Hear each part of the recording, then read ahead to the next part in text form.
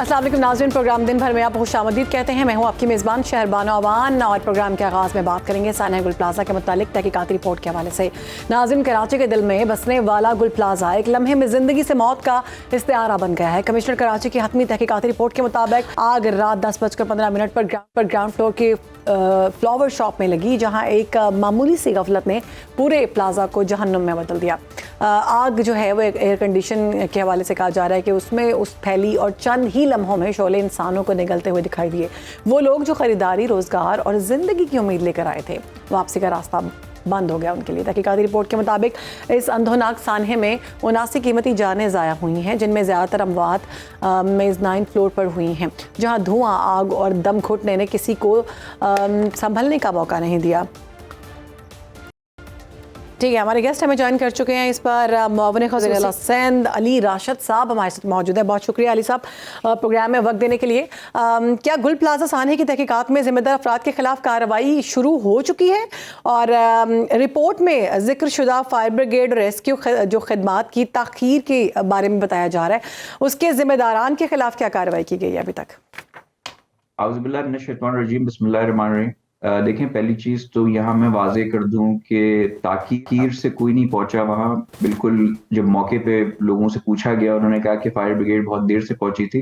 अभी CCTV footage के हवाले से जो हमारे पास फाइंडिंग्स आई हैं, उसके मुताबिक विद इन 11 मिनट्स पहले फायर रिस्पॉन्डर्स की टीम वहाँ पहुंच चुकी थी। मगर इस पर बिल्कुल अभी जायजा लिया जा रहा है कि इसमें किसी की गफलत या नेग्लिजेंस थी या नहीं थी। इस हवाले से हमने काफ़ी जो हुकूमती सतह पे ऑफिसर्स बेस थे उनको रिमूव कर दिया है और एक इम्पार्शियल इसकी इंक्वायरी हो रही है। और इंशाल्लाह अगर इसमें कोई भी मुलव्वस पाया जाए, चीफ मिनिस्टर सिंध ने ये बयान भी दिया है कि इसमें किसी की भी गफलत हो, चाहे उनकी खुद की क्यों ना हो, मेयर की क्यों ना हो, किसी भी इदारे की क्यों ना हो, उसके खिलाफ एक्शन जरूर लिया जाएगा। ठीक है। अच्छा अली, अभी ये बताइएगा कि मुतासरा ख़ानदानों के लिए फ़ौरी इमदाद और मुआवजे के लिए मनसूबाबंदी क्या बनाई गई है? ऐलानात तो किए गए हैं, कब तक उन लोगों को ये रकूमात मिल जाएंगी? और दूसरा, इमारतों की हिफाजती के हवाले से क्या जो हम देख रहे हैं कि हमने देखा था कि इसमें सबसे ज़्यादा जो मसाइल पेश आए वो ये था कि फ़ायर एग्ज़िट्स जो थे वो बंद थे और बहुत से जो फायर सेफ्टी के आलात होते हैं वो इस बिल्डिंग में मौजूद नहीं थे, जिसकी वजह से ज़्यादा नुकसान हुआ। तो अभी जो कराची में दीगर बिल्डिंग्स हैं उनमें क्या इंतज़ामात किए गए हैं या क्या करवाए जाएंगे?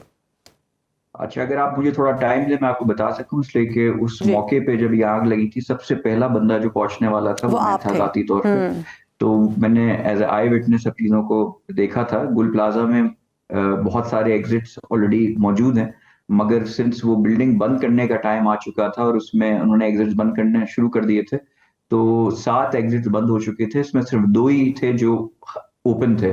और फिर ये फूल की दुकान पे आग लगी, उसके बाद सारा सिलसिला हुआ। उनको मुतासरीन जितने भी इफेक्टिव हैं, कराची चेंबर से हमने हाथ मिला के एक कैंप हमने बनाया है, जिसका मैंने ज़ाती तौर पे विजिट भी किया है।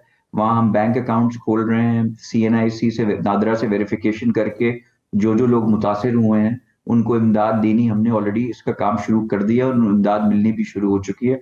सेकेंड फेज में हम जितने भी दुकानदार थे उनका जो नुकसान हुआ है माली, उसकी इन्वेंट्री बना के वेरिफिकेशन करके कि वाकई उतना माल था, उनको फिर कॉम्पनसेशन भी दी जाएगी। उस हिसाब से इमीडिएटली 5-5 लाख तो हमने सबको डिस्पर्स कर दिए हैं कि किचन एक्सपेंस उनका चल सके। फिर उनका नुकसान जितना हुआ है वो हम पूरा भरेंगे और उसके साथ इस गुल प्लाजा को फिर से तामीर करके हम खड़ा भी करके वापस दुकानदारों को दिया जाएगा। और फिलहाल हमने कुछ बिल्डिंग्स का इंतजाम किए हैं जहां वो ट्रेडर्स जो बिजनेस करते थे कि अपना वो ट्रेडर्स वहाँ मौजूद जो हैं वो अपना कारोबार उस दूसरी मेक शिफ्ट जो बिल्डिंग हम बना रहे हैं उधर ट्रांसफर कर सके।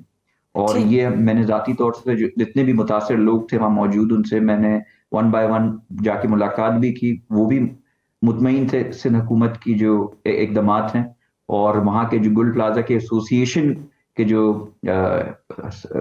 हेड हैं उनका भी आपने बयान देखा होगा। वो भी मुतमईन है कि सिंध हुकूमत जितने भी इकदामात कर रही है वो उनको काबिल कबूल। ٹھیک ہے.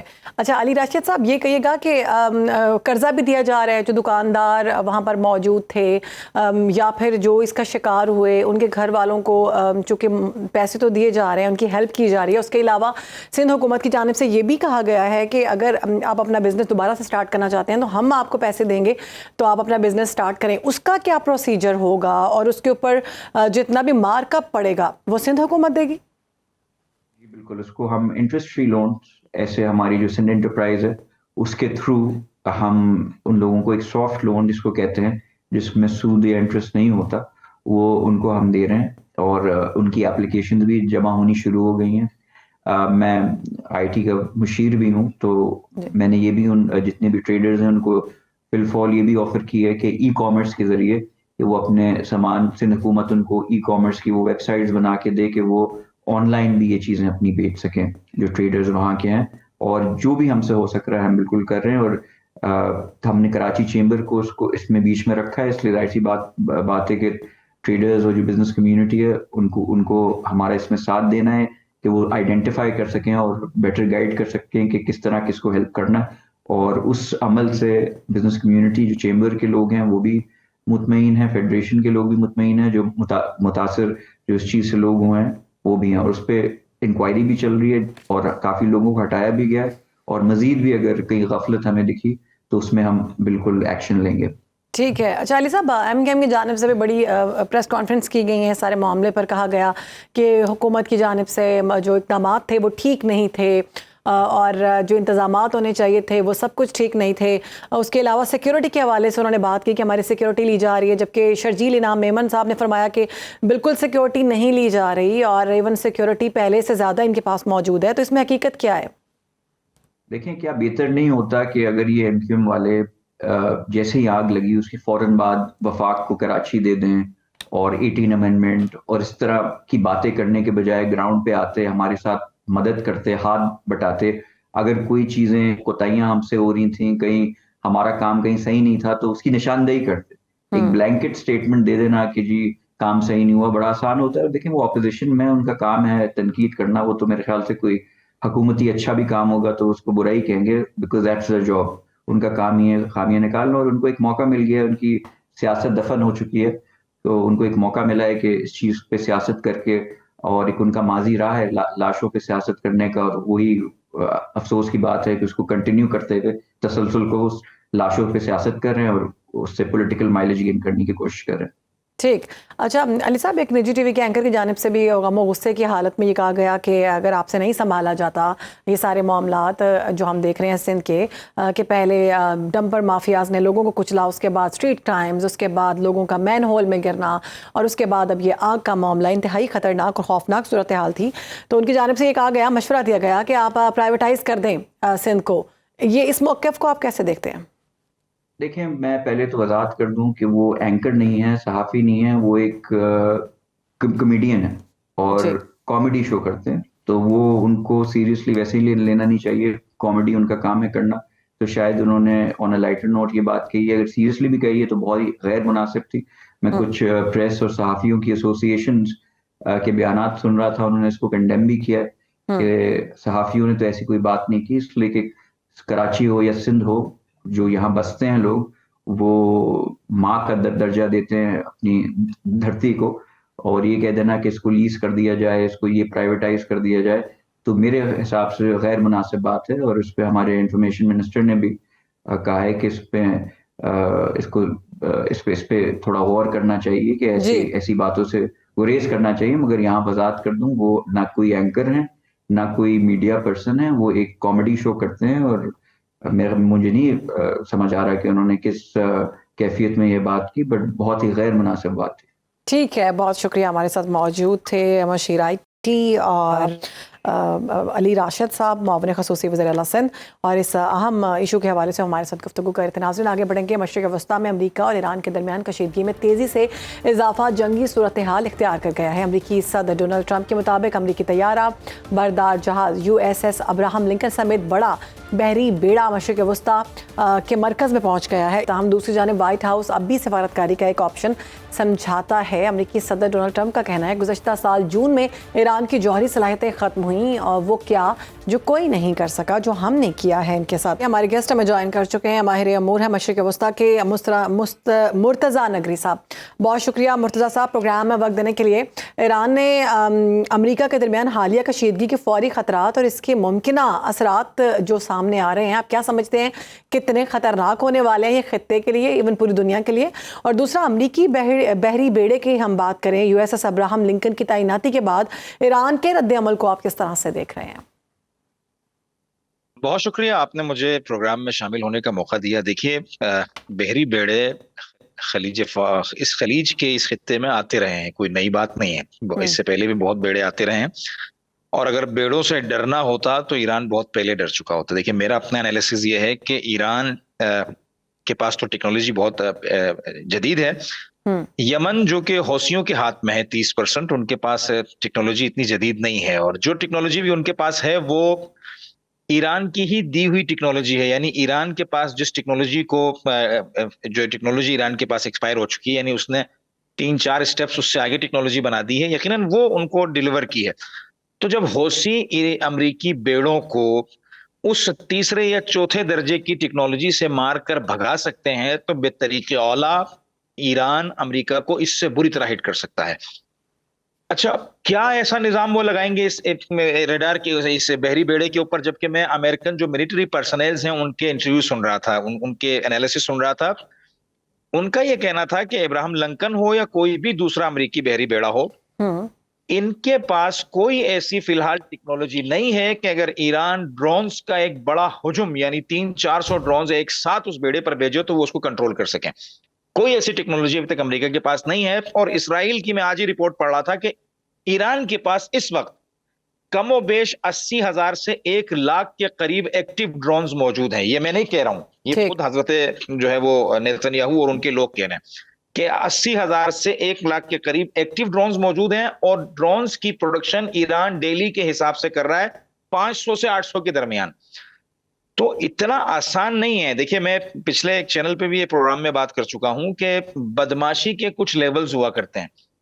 अमेरिका जब किसी को कहता था कि हम अपना बहरी बेड़ा फलाना मुल्क के लिए रवाना कर रहे हैं तो लोग कांप जाया करते थे और उस मुल्क की हुकूमतें गिर जाया करती थी। ऐसे ही ये टॉप का लेवल होता था।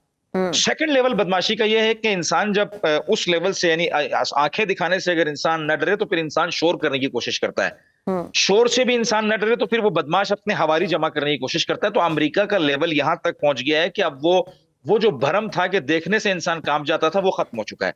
शोर से भी मामला नहीं बन रहा है। तो अब वो हवारियों को जमा करके मैदान में उतर के अपने साथ के लोगों को लाकर, ये आखिरी स्टेप है अमेरिका की बदमाशी का, याद रखिएगा। तमाम स्टेप्स इस ट्रंप के दौर में अमेरिका के तमाम वो कायदे जो जंगल के कायदे हैं वो सारे अमेरिका गुजार चुका है, कोई फर्क नहीं पड़ा। तो ये बहरी बेड़े लाने से भी कोई फर्क नहीं पड़ेगा। मैं आज ईरानी जो इनकी मिलिट्री ऑफिशियल्स हैं, सिपाही पासदार, उनका स्टेटमेंट पढ़ रहा था। उन्होंने कहा कि अमेरिका की तमाम तर धमकियों के बावजूद हम 1 मिलीमीटर भी पीछे नहीं हटेंगे। अगर अमेरिका ने छोटी सी भी कोई मिस्टेक की तो इस खित्ते में अमेरिका का कब्रिस्तान बनेगा, उनके जनाजे वापस जाएंगे। हम अपने मुद्दाए से पीछे नहीं हटेंगे। हालांकि एक ये भी खबर है इंटरनली जो मैं डिस्क्लोज कर चुका हूं, आपको भी कह रहा हूं कि अमेरिका ने खुद ये रिक्वेस्ट की कि भाई हम छोटा सा कोई हल्का फुल्का सिलसिला करेंगे और जो है आप जवाब मत दें, हम चले जाएंगे। ये वाला सिलसिला अमेरिका। हालांकि ट्रंप साहब बाहर दुनिया को प्रेस कॉन्फ्रेंसेस में ये कह रहे हैं कि हमने बहरी बेड़े रवाना कर दिए हैं और अमेरिका मुज़ाकरात की टेबल पे आ गया, जबकि ईरानी ऑफिशियल्स, ईरानियन गवर्नमेंट मुकम्मल तौर पर डिनाई कर रही है कि हमने किसी भी किस्म के अमेरिका से मुज़ाकरात नहीं किए हैं। साहब, ये कहा जा रहा है उनकी जानिब से कि ईरान की जानिब से मुज़ाकरात के लिए हमसे कांटेक्ट किया जा रहा है और हम इस पर हमारे साथ ही रहेगा। इसी पर बात करने के लिए हमें ज्वाइन किया है डॉक्टर शाजिया अनवर चिमा साहिबा ने। बहुत शुक्रिया डॉक्टर साहिबा वक्त देने के लिए। ईरान की जौहरी सलाहियतों के हवाले से अमेरिकी सदर के दावों की सच्चाई और इसके बैनुल-अक़वामी असरात आप क्या समझती हैं, क्या मंजर आम पर आएंगे मजीद? देखिए, पेंटागन ने दोबारा से एक रिपोर्ट जारी की है जिसमें ये है कि ईरान अभी तक न्यूक्लियर पावर नहीं है। तो लेकिन बाकी जो वो अपनी वॉर मॉन्गरिंग कर रहे हैं वो अपनी जगह पे है, उसका तो क्या ही जवाब दिया जा सकता है। लेकिन ईरान एक न्यूक्लियर थ्रेशोल्ड स्टेट जरूर है और मेरा जाती ख्याल ये है कि ان کے پاس انہوں نے رشین اور ریشنک ٹائپ کا کوئی ایک میزائل اس طرح کے بنا لیے ہوئے ہیں جو کہ بہت ڈیوسٹیٹنگ ہیں، لیکن وہ نیوکلیئر نہیں ہے.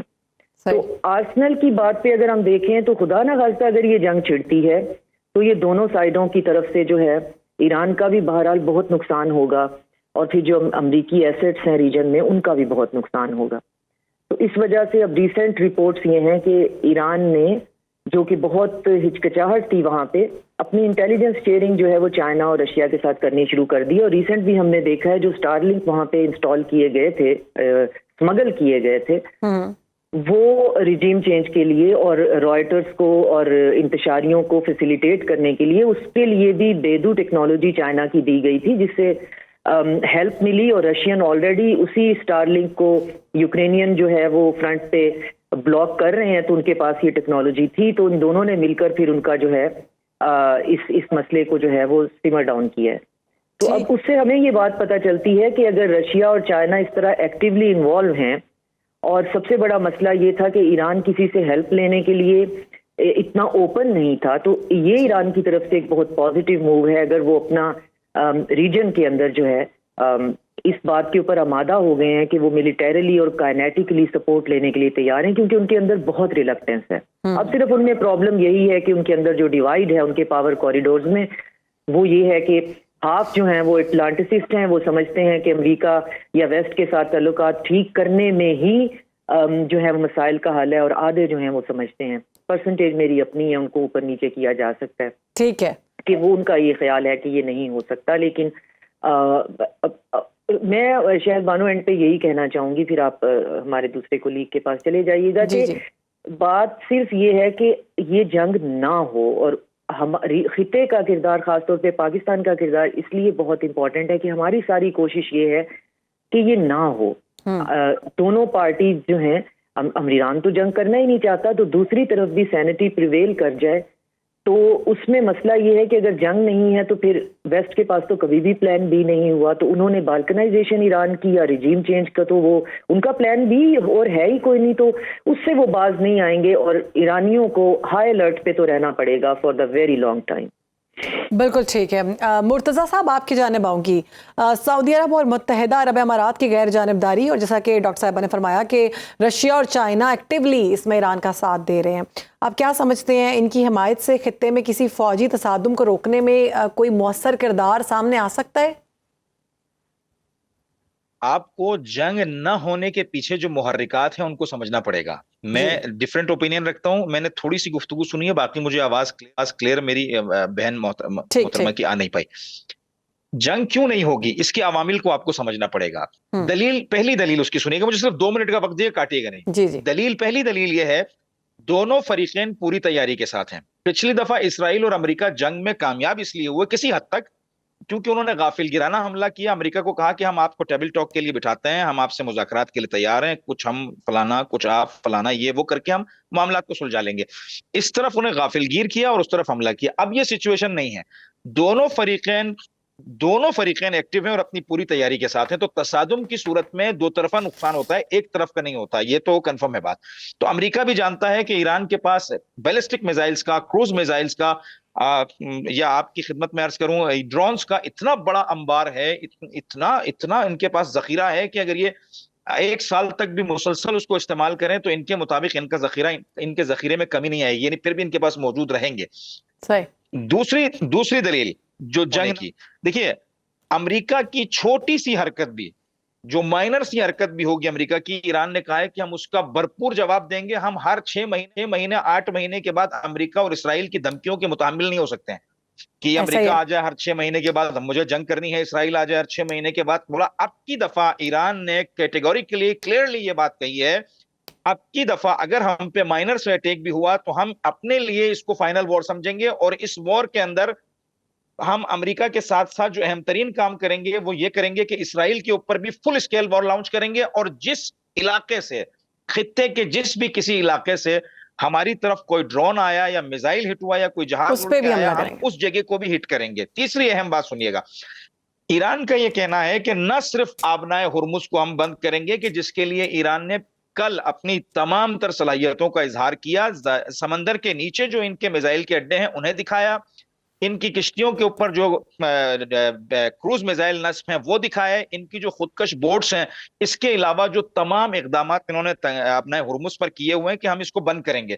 جب ہم تیل نہیں بیچ سکیں گے دنیا کو, تو پھر دنیا کا کوئی بھی ملک تیل بیچنے کا اہل نہیں ہوگا. دنیا کی 37% ٹریڈ اس آبنائے ہرمز سے ہوتی ہے. اگر یہ 10 دن بھی بند ہو گیا تو زلزلہ.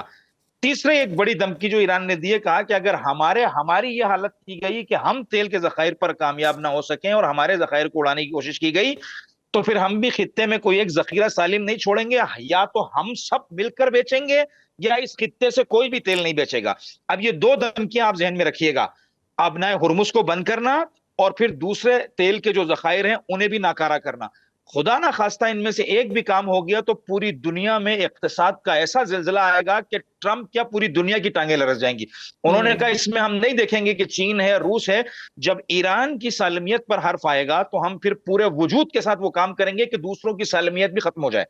یہ دھمکیاں ایسی ہیں کہ اس پر امریکہ کو سوچنا پڑ گیا ہے کہ میں کیا کر رہا ہوں. اور تیسری ایک بات بھی آپ یہ بات یاد رکھیے گا, میں آپ کے چینل سے کہہ رہا ہوں, بہت جلد کچھ مہینوں کے اندر ہی آپ دیکھیں گی کہ امریکہ میں ہی خود ٹرمپ کی امپیچمنٹ کے حوالے سے تحریک شروع ہوگی. ٹرمپ کی امپیچمنٹ کے حوالے سے اس کے پیچھے جو معاملات ہیں, محرکات ہیں, تفصیل نہیں ہے, ورنہ میں کسی اور موقع پر آپ کے ساتھ شیئر کروں گا کیوں ہوگی, لیکن ہوگی. چائنا اور رشیا کا مفاد ایران سے جڑا ہوا ہے, اسی لیے وہ پوری سپورٹ کریں گے ایران کو. اول تو جنگ نہ ہو تو ایران جیتے, ایران اس جنگ میں وکٹری کے ساتھ باہر نکلے. تو یہ وہ چند محرکات ہیں کہ جن کی وجہ سے میں سمجھتا ہوں کہ جنگ نہیں ہوگی.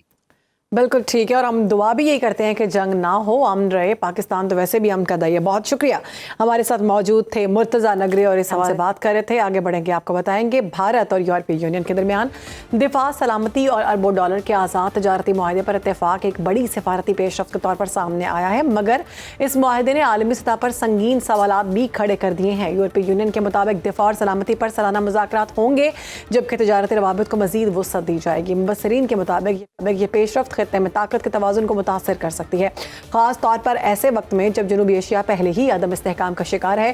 دوسری جانب امریکہ نے اس معاہدے پر سخت رد عمل دیتے ہوئے الزام عائد کیا کہ یورپ بھارت کے ساتھ تجارتی روابط کے ذریعے بالواسطہ طور پر روس یوکرین جنگ کو فنڈ کر رہا ہے. امریکی وزیر خزانہ کے مطابق روسی خام تیل بھارت میں ریفائن ہو کر یورپی منڈیوں تک پہنچ رہا ہے, جس سے ماسکو کو مالی نقصان ہو رہا ہے. اسی پر بات کریں گے, ماہر معیشت ہمیں جوائن کر چکے شاہد حسن صدیقی صاحب. بہت شکریہ آپ کا ڈاکٹر صاحب پروگرام میں وقت دینے کے لیے. بھارت اور یورپی یونین کے دفاعی اور تجارتی معاہدے کے عالمی معیشت پر فوری اثرات کیا ہو سکتے ہیں, اور اس معاہدے سے جنوبی ایشیا میں طاقت کے توازن اور خطے کی اقتصادی صورتحال پر کس حد تک اثر پڑ سکتا ہے؟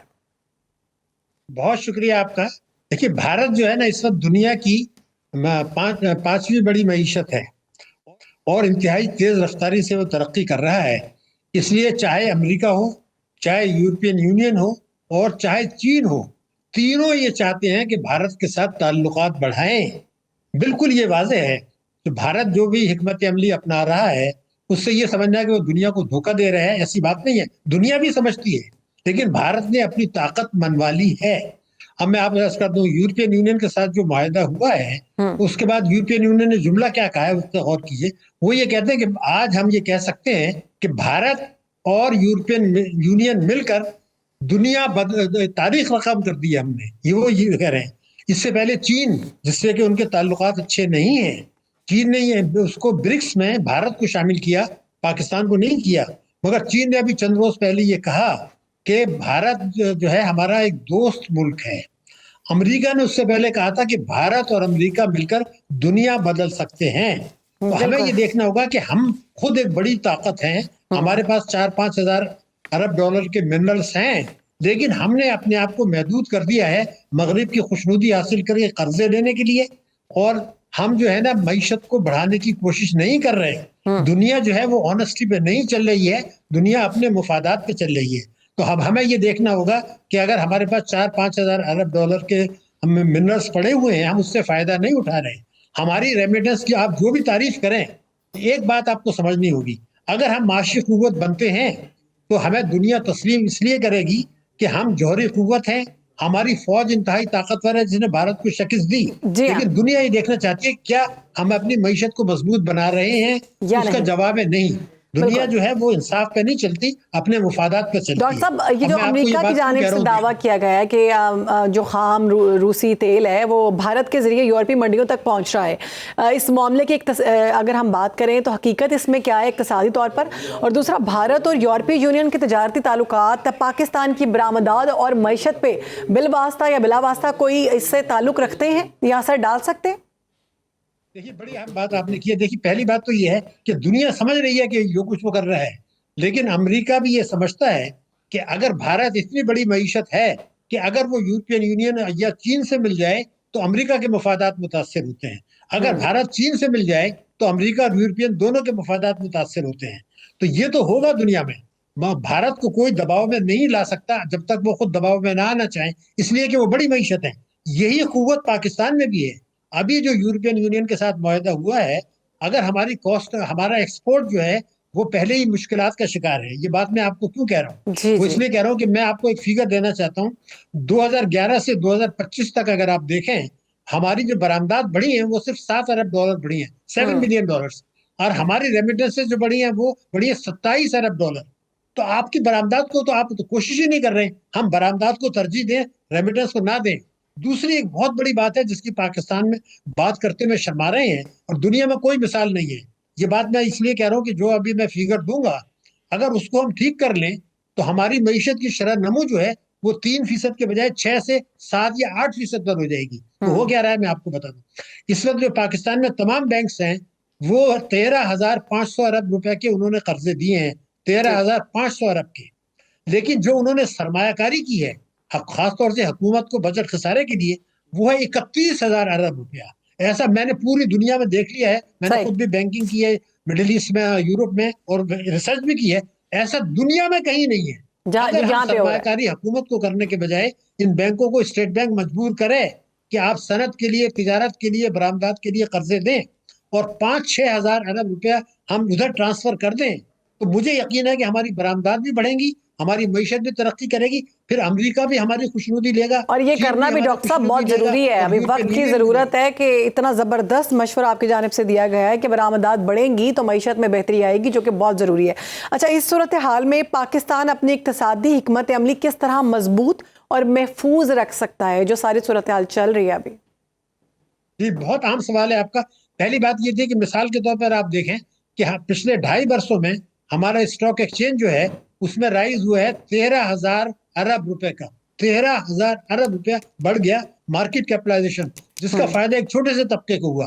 اگر ہم اپنی برآمدات بڑھائیں، اب ہم اپنی معیشت کی شرح نمو بڑھائیں اور اپنا قرضے دیں، تو ہمارا گروتھ ریٹ اگر 5 سے 6 یا 7% ہوتا ہے تو پاکستان میں غربت بھی کم ہوگی، بے روزگاری بھی کم ہوگی، اور دنیا یہاں سرمایہ کاری کرنے کی سوچے گی، اس لیے کہ پاکستان ایک ایسا ملک ہے جہاں اگر سرمایہ کاری کی جائے تو ان کا پیسہ بھی سیکیور ہے، مارجن اور پروفٹ بھی زیادہ ہے، اللہ تعالیٰ نے میرے وسائل بھی دیے ہیں۔ لیکن ہماری معیشت بن گئی اشرافیہ کی معیشت، ہم اشرافیہ کو خوش کر رہے ہیں۔ یعنی اس وقت اگر آپ دیکھیں بہتری کہاں ہے، ایک جملے میں بتا دوں، ہماری بہتری ہے 13,000 ارب روپے اسٹاک ایکسچینج میں، ہماری ریمیٹنسز بڑی ہیں، ریمیٹنس اور ایکسپورٹ کا جو تناسب ہے یہ دنیا میں سب سے زیادہ خراب ہے، یعنی ہم ریمیٹنس بڑھا رہے ہیں، اور تیسرے ہم بڑھا رہے ہیں بینکوں کا منافع۔ ان 3 چیزوں کے علاوہ پاکستان میں کہیں کوئی قابل ذکر بہتری نہیں ہے، حالانکہ الٹا ہونا چاہیے۔ بینکوں کا منافع بڑھ رہا ہے، کھاتے داروں کو جو شرح منافع وہ بینک دے رہے ہیں کروڑوں لوگوں کو وہ گرا رہے ہیں، تو بچتیں گر رہی ہیں۔ ان پالیسیوں کو بدلنا ہوگا، جو آپ کا سوال ہے۔ ٹیکسوں کی وصولی بڑھائیں، آپ عوام پہ بوجھ ڈالے بغیر، ملک کی بچتیں بڑھائیں، ملکی سرمایہ کاری بڑھائیں، سرمایہ کو روکیں، تعلیم اور ووکیشنل ٹریننگ اور انجینئرنگ گڈس کو اہمیت دیں، تو پاکستان بھی اتنا ہی طاقتور بن سکتا ہے، خطے کا شاید سب سے زیادہ طاقتور۔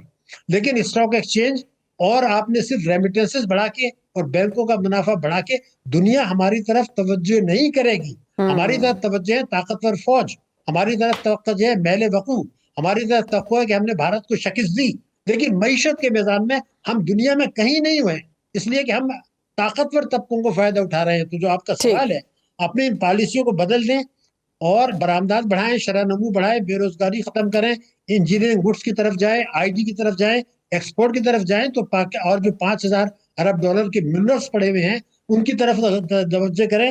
امریکہ کو اگر دی सरमाया कारी की तो वो तो बलूचिस्तान में आके गड़बड़ कराएंगे, वो तो और नुकसानदेह होगा। इन पॉलिसी को बदलें तो पाकिस्तान की तेज रफ्तार तरक्की को देखकर यूरोपियन यूनियन हो, बिल्कुल चीन हो ठीक या है अमेरिका डॉक्टर साहब, हो, बहुत सब ज़बरदस्त पाकिस्तान की ये आपकी जानिब से इकदाम बताए गए हैं कि अगर ये चीज़ें की जाएं तो इससे मईशत और बरामदात में इजाफा होगा और पाकिस्तान की मईशत जो है पूरी दुनिया के सामने आएगी कि कितनी ऊपर जा रही है। बहुत शुक्रिया डॉक्टर शाहिद हसन सिद्दीकी मौजूद थे, इस सारे मामले के हवाले से गुफ्तगू कर रहे थे। ब्रेक ले रहे हैं, ब्रेक के बाद हाजिर होते हैं। वेलकम बैक नाज़रीन। लाहौर में बसंत के मौके पर नौजवानों के लिए बड़ी खुशखबरी है। लाहौर ज़िले इंतज़ामिया के मुताबिक 6, 7 और 8 फरवरी को 18 साल से कम उम्र बच्चे भी महफूज तरीके से बसंत मना सकेंगे। अब दीगर शहरों से भी पतंग और डोर मंगवाने की पाबंदी खत्म कर दी जाएगी, ताहम सिर्फ रजिस्टर्ड पतंग फरोशी और ट्रेडर्स और मैन्युफैक्चरर्स ही सालाना सामान मंगवा सकेंगे। लाहौर हाई कोर्ट के हुक्म पर वॉल सिटी लाहौर में खतरनाक और खस्ताहाल इमारतों का तफसीली सर्वे मुकम्मल कर लिया गया, जिसके मुताबिक 346 इमारतें खतरनाक करार दी गई हैं। उनमें से 183 इमारतें नाकाबिले मुरम्मत जबकि 163 काबिले मुरम्मत बताई गई हैं। रिपोर्ट के मुताबिक 92 इंतहाई खस्ता इमारतें खाली वाली गई हैं, मगर अब भी 254 खतरनाक इमारतें आबाद हैं जो बसंत के दौरान एक संजीदा खतरा बन सकती हैं। इसी पर बात करेंगे, हमारे गेस्ट हमें ज्वाइन कर चुके हैं। शकील शेख साहब हमारे साथ मौजूद होंगे और अली शराज अडेप्टी ब्यूरो चीफ लाहौर हमारे साथ मौजूद होंगे। सबसे पहले अली शराज आपकी जानिब आऊँगी। एक खबर जो कि अभी चल रही है सोशल मीडिया पे, लाहौर में बसंत के मौके पर कम उम्र बच्चे, पहले ये पाबंदी थी 18 साल के बच्चा पतंगबाजी नहीं कर सकेगा, उसकी इजाज़त दे दी गई है, और दूसरा ये कहा जा रहा है कि अब दीगर शहरों से भी आप पतंग और डोर मंगवा सकेंगे। इस हवाले से बताइएगा। जी बिल्कुल, जो काइट फ्लाइंग एक्ट 2025 मंजूर किया गया है, उसके अंदर कहा यह गया था कि 18 साल से कम उम्र बच्चा जो है वो पतंगबाजी नहीं कर सकेगा। लेकिन अब इस कानून में थोड़ी सी नरमी करते हुए ये गुंजाइश दी गई है कि क्योंकि बसंत एक फेस्टिवल है, फेस्टिवल ना सिर्फ बड़ों का, बच्चों का भी उतना ही हक बनता है कि इस फेस्टिवल को वो भरपूर तरीके से इंजॉय करे। 22 साल बाद 23 साल बाद एक बसंत होने जा रही है लाहौर में, इसमें बच्चे अपने आप को इस फेस्टिवल से इंजॉय नहीं करेंगे तो कौन करेगा? इसको सोचते हुए बाकायदा तौर पर 18 साल से कम उम्र बच्चों को अब इजाज़त दे दी गई है कि वो पतंगबाजी करें, और इसके साथ साथ उनको यह भी कहा गया है कि अगर कोई SOPs की खिलाफ वर्जी बच्चा करता पकड़ा जाता है तो उसके वालिद और वालदा के ऊपर मुकदमा दर्ज हो सकेगा। इसीलिए जो वालिदैन है वो एहतियात करें। इजाज़त तो मिल गई है लेकिन इसके साथ साथ SOPs पर अमल दरामद करना भी बहुत ज़रूरी है, नज़र भी रखें बच्चों पर। और दूसरी तरफ बात की जा रही है जहां पर डोर और गुडी, लाहौर में क्योंकि लोग सारे रजिस्टर्ड थे और लाहौर में जो है वो मैन्युफैक्चरिंग काफ़ी मुश्किल आ रही थी, क्योंकि एक बड़े अरसे से एक त्यौहार ख़त्म हुआ था। अब उसकी कागज़ गुड्डी के लिए और जो काने अपना उसके लिए चाहिए थे गुड्डी के लिए, वो उसकी प्रोडक्शन के अंदर काफ़ी मुश्किलात आ रही थी।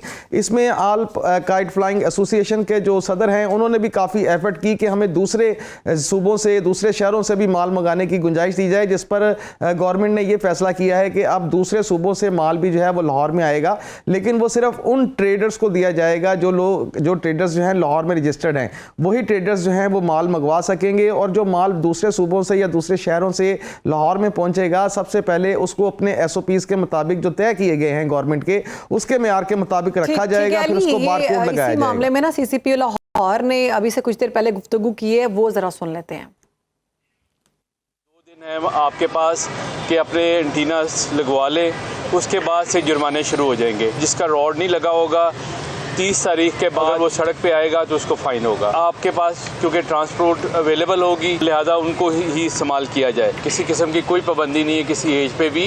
ये पाबंदी है वो लोग जो काइट फ्लाइंग करेंगे बिफोर 6 और उनकी उम्र अगर 18 साल से कम है तो उनके पेरेंट्स को फ़ाइन होगा या उनके गार्डियंस को फ़ाइन होगा। उस दिन किसी पे कोई पाबंदी नहीं है, ना किसी एरिया पे पाबंदी है, ना किसी एज ग्रुप पे पाबंदी है। बिला वजह प्राइस ना बढ़ाएं, और इसी चीज़ के पेश नज़र ही परमिशन दी गई है कि ताकि सप्लाई कम ना हो, डिमांड ज़्यादा ना हो जाए और प्राइसेस बढ़ ना जाएं, इसलिए दूसरे सूबों से इसकी ट्रेडिंग की इजाज़त दे दी गई है under the rules and regulation. ठीक है जी, गुफ्तगू आपने मुलाहिजा की। अली शराज हमारे साथ ही रहेगा। शकील शेख साहब आपकी जानिब आऊँगी। ख़तरनाक और खस्ता हाल इमारतों के सर्वे के नताइज सामने आ चुके हैं, जिसमें बताया गया कि इतनी इमारतें जो हैं वो खस्ता हाल हैं और इतनी इमारतें जो हैं वो मुरम्मत की जा सकती हैं, इतनी बिल्कुल मुरम्मत नहीं की जा सकती, लेकिन वो अभी भी ख़तरा हैं। बसंत के मौके पर छत गिर सकते हैं या खुदा न खास्ता कोई और वाक़या पेश आ सकता है। तो इस हवाले से क्या इक़दाम किए गए हैं और मज़ीद क्या प्लान है? जी बिस्मिल्लाहिर्रहमानिर्रहीम। बिल्कुल आप बिल्कुल बजा फरमा रही हैं और जो सर्वे किया गया है बिल्कुल ठीक है।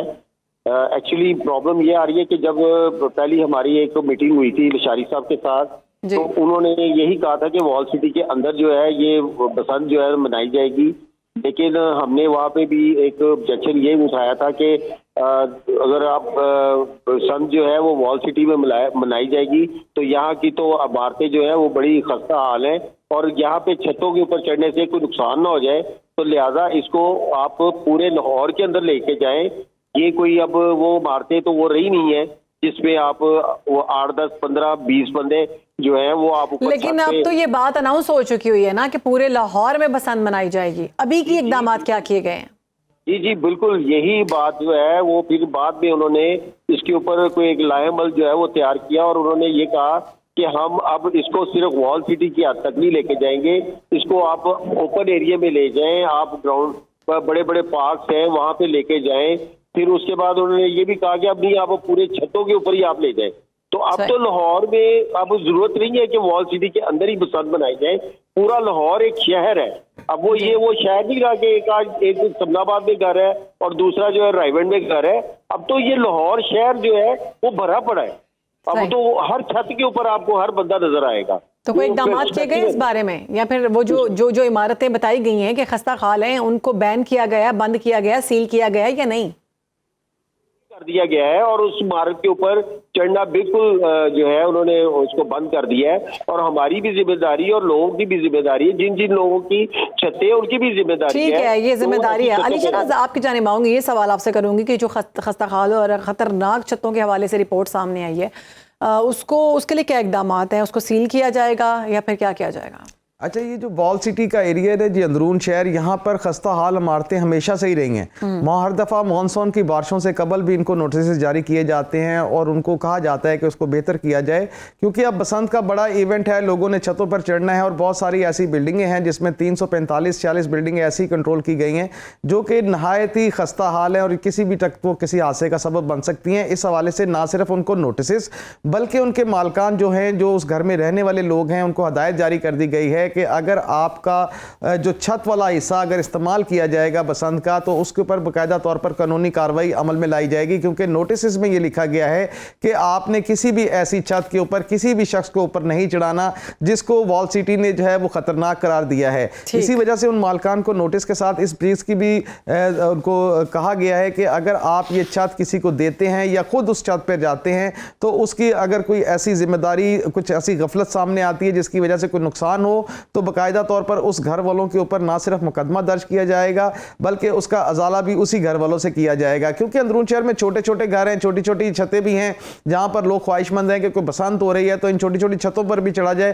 لیکن جو بڑی چھتیں ہیں جو وہاں پر بک چکی ہیں، کوئی 30 لاکھ کی بکی، کوئی 15 لاکھ کی بکی، کوئی 5 لاکھ کی بکی، وہاں پر پوری دنیا سے جو لوگ آنے ہیں وہ خواہش مند ہیں کہ اندرون شہر کے اندر بسنت بنائیں، کیونکہ ایک کلچر ہے اندرون شہر کا، اس کو ڈیولپ کیا جا رہا ہے. لیکن جو خستہ حال عمارتیں ہیں اس کو مکمل طور پر بند کیا گیا ہے اور کہا یہ جا رہا ہے کہ 5 6 7 8 فروری کو ان عمارتوں کا جو اوپر والا حصہ ہے اس کو مکمل طور پر بند کر دیا جائے گا. اچھا علی شہناز، جو کہ اجازت مل گئی ہے، بڑا اچھا اقدام ہے یہ کہ اب دیگر شہروں سے پتنگ اور ڈور منگوا لی جائے گی، تو آپ کیا سمجھتے ہیں اب یہ جو قیمتوں کی بات کی جا رہی تھی کہ بہت مہنگی ڈور دی جا رہی ہے، بہت مہنگے پتنگیں مل رہی ہیں، تو اب یہ سستی ہو جائیں گی، اس کے ریٹس جو ہے کم ہو جائیں گے کیونکہ دیگر شہروں اور دیگر صوبوں سے بھی آپ منگوا سکتے ہیں؟ جی بالکل، ریٹ تب بڑھتے ہیں جب آپ کی ڈیمانڈ زیادہ ہو اور سپلائی کم ہو. لیکن اب ڈیمانڈ جو ہے اس کو پورا کرنے کے لیے دوسرے صوبوں سے اور دوسرے شہروں سے جو ہے وہ پتنگیں اور ڈوریں منگوائی جائیں گی اور ان کو بھی اسی ایس او پیز کے مطابق منگوایا جائے گا جو ایس او پیز روز لاہور کے لیے طے ہیں. اس میں جتنے ٹریڈرز ہیں ان کو یہ ہدایت کی گئی ہے کہ آپ باہر سے مال منگوائیں تاکہ کمپیریزن بھی ہو سکے دونوں کا ریٹ کا. اگر کوئی اس میں منافع خوری کرے گا تو اس کو کم از کم دوسرے صوبوں سے یا دوسرے شہروں سے آئی جو پتنگ ہیں اگر اس کے ریٹ کم ملتے ہیں تو کم از کم ریٹ کا تعین کرنا ذرا آسان ہو جائے گا. اگر خالی لاہور کے مینوفیکچرز ہی اس کو اگر بیچیں گے تو اس ٹائم کاغذ اور اس کے ساتھ ساتھ ڈور کا مٹیریل بھی کافی مہنگا لاہور کے اندر ہے جس کی وجہ سے پروڈکشن مہنگی ہو رہی ہے. اگر دوسرے اضلاع سے بھی مال آ جائے گا تو کم از کم جو ریٹ ہے وہ تھوڑا سا مناسب ہو جائے گا. اگر ابھی ڈور کی بات کی جائے تو ڈور کا ایک پنہ جو 2 گوٹوں کا پنہ ہے وہ تقریباً 8 سے 8,500 روپے میں کاسٹ کرنے جا رہا ہے. اسی طرح پتنگ کی اور گڈوں کی اگر بات کریں تو کم از کم 300-350 روپے کے قریب جو ہے وہ گڈا ایک جو ہے وہ فروخت ہونے جائے گا. 1 فروری سے اس کا جو ہے دکانیں سج लग जाएंगी, रेट सामने आ जाएंगे, लेकिन क्योंकि मैन्युफैक्चरर्स के पास इतनी कैपेसिटी नहीं थी कि वो लाहौर के अंदर जितनी कैपेसिटी उसको पूरा कर सकें, जिस पर गवर्नमेंट ने ये फैसला किया है। और आज कमिश्नर लाहौर डिवीज़न मरियम खान ने भी ये ऐलान किया है कि दूसरे अजला से जो लोग हैं वो भी लाहौर में अपनी पतंगे और डोर फरोख्त कर सकते हैं, लेकिन उसी SOPs के मुताबिक जो लाहौर के अंदर तय हैं, और वही जो लाइसेंस याफ्ता जो पोर्टल के ऊपर रजिस्टर्ड हुए थे, जिनको लाइसेंस और परमिट दिए गए हैं, सिर्फ उन्हीं लोगों को फरोख्त की जाएगी। आगे से वो लोग इन चीज़ों को फरोख्त करेंगे। ऐसा नहीं है कि कोई बाहर से लेके आए और यहाँ ला के फरोख्त कर दे, या कोई एक आम आदमी उठ के जाए और वहाँ से अपने लिए ले आए,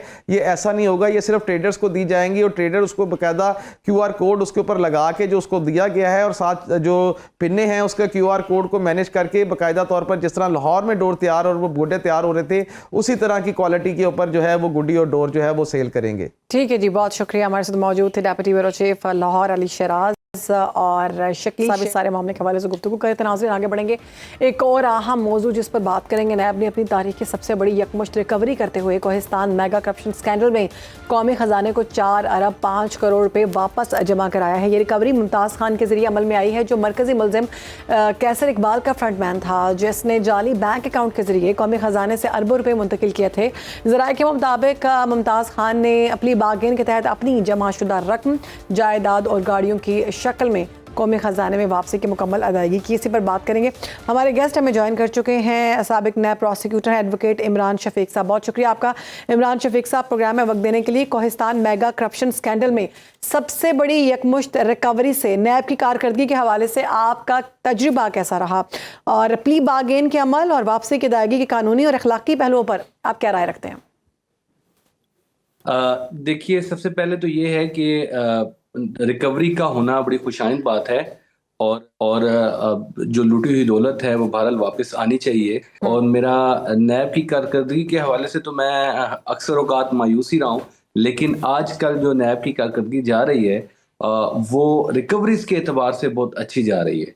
उसकी बुनियादी वजह ये है कि देखिए, इखलाकी और कानूनी पहलुओं की जहाँ तक आपने बात की, पूरी दुनिया में एक मुसलमान असूल है, और वो ये है कि जो करप्शन के केसेस होते हैं उनके दो पहलू होते हैं।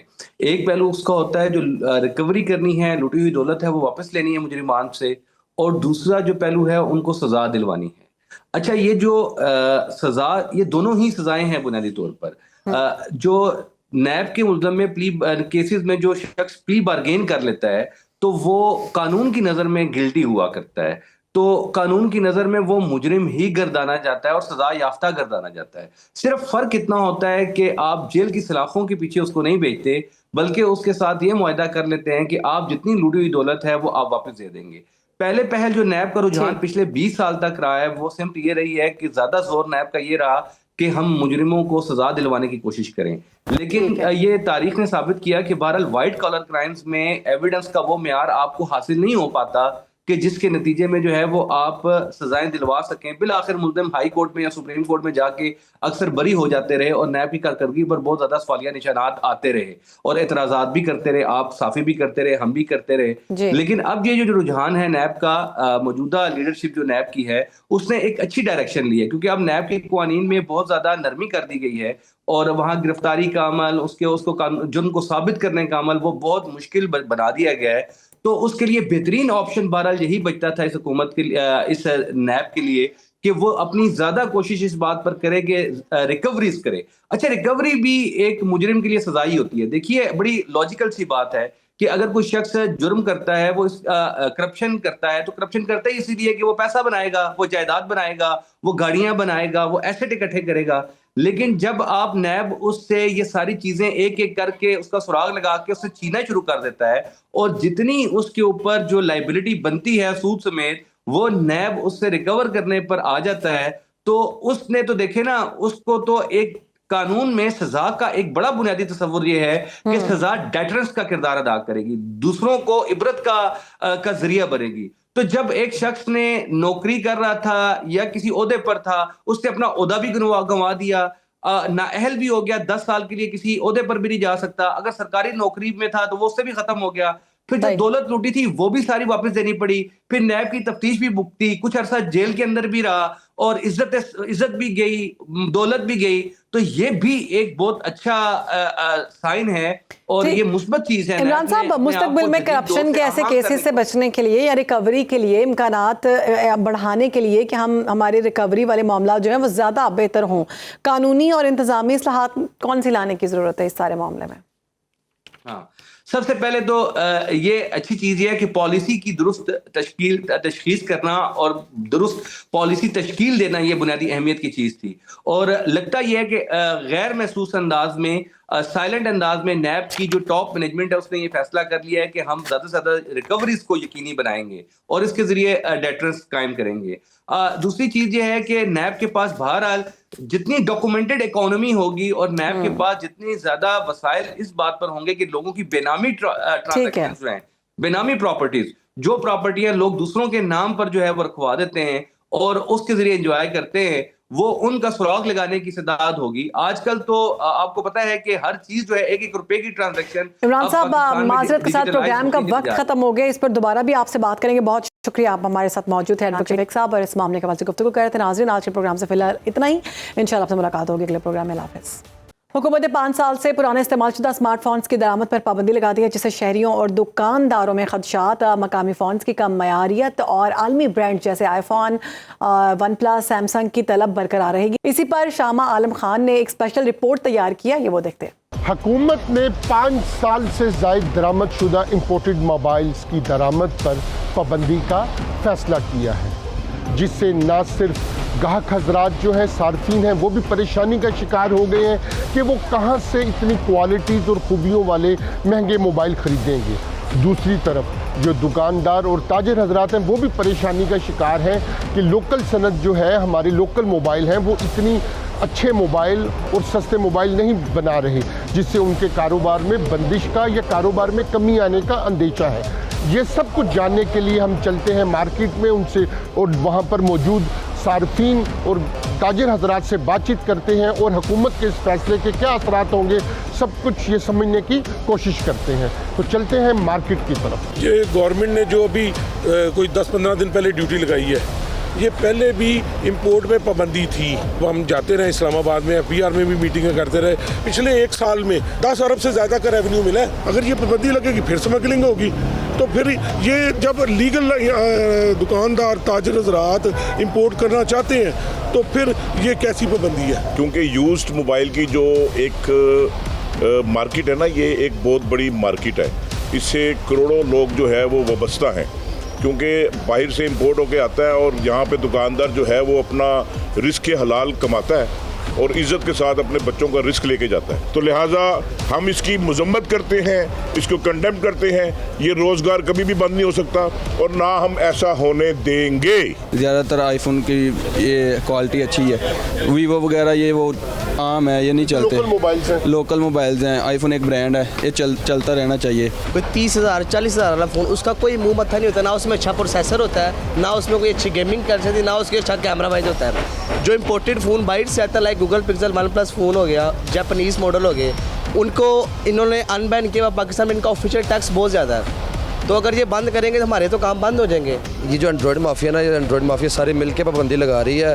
अब हम हजरात है, हमने ना आईफोन लेना होता है। आईफोन के लिए पाकिस्तान में तो कोई प्लांट ही नहीं है, पाकिस्तान मैन्युफैक्चरिंग होता है आईफोन। तब आईफोन को बैन करके क्या करेंगे? आईफोन को बैन करेंगे, हमें बाहर से मंगाना पड़ेगा, बाहर से काम ये इलीगल कह रहे हैं, तो हम जेबी का काम हम कर ही नहीं सकते, तो वो तो ज़्यादती हो जाएगी ना क्लाइंट्स के साथ। कि अगर एक आईफोन 17 प्रो मैक्स मैं नहीं बाई कर सकता, ठीक है, तो उससे पिछले मॉडल को 15, 14, 16 में मेरी रेंज अगर जाती है किसी तरह भी, तो मैं उसको मैनेज कर लेता हूँ इंपोर्ट के मोबाइल से। वो मुझे मुनासिब PTA रिडक्शन करके जो उन्होंने एक निकाली हुई है स्कीम, उसके तहत मिल जाता है। वरना तो टैक्सीज ही इतने ज़्यादा लगा दिए हुए हैं कि हम लोगों को तो समझ ही नहीं आ रही करना क्या। एक डब्बा पैक फ़ोन की दुकान खोलनी, उसके लिए करोड़ों रुपए चाहिए आपको फ़ोन लेने के लिए। इसमें आपके पास कम सरमाए में भी दुकान सर्वाइव होती है। एक अच्छा रोज़गार का सिस्टम बना हुआ है। हम लोग चाहते हैं गवर्नमेंट से कि ये इसको कैरी ऑन किया जाए, बल्कि इसको डिस्करेज की बजाय इंकरेज किया जाए, इसके ऊपर हमारा साथ दिया जाए, इसमें मज़ीद सहूलतें, मज़ीद टैक्सेस में कमी, मज़ीद आसानियाँ की जाएँ ताकि ये काम आसानी से लीगलाइज तरीके से चलता रहे। देखना ये है कि पाबंदी से मुकामी सनत मजबूत होगी या सार्फिन के मसाइल में इजाफा होगा। लेकिन दूसरी तरफ जो ताजर हजरात हैं वो भी इससे डरे हुए नजर आ रहे हैं। मैं हूं शामा आलम खान, आप देख रहे हैं सुनो न्यूज़।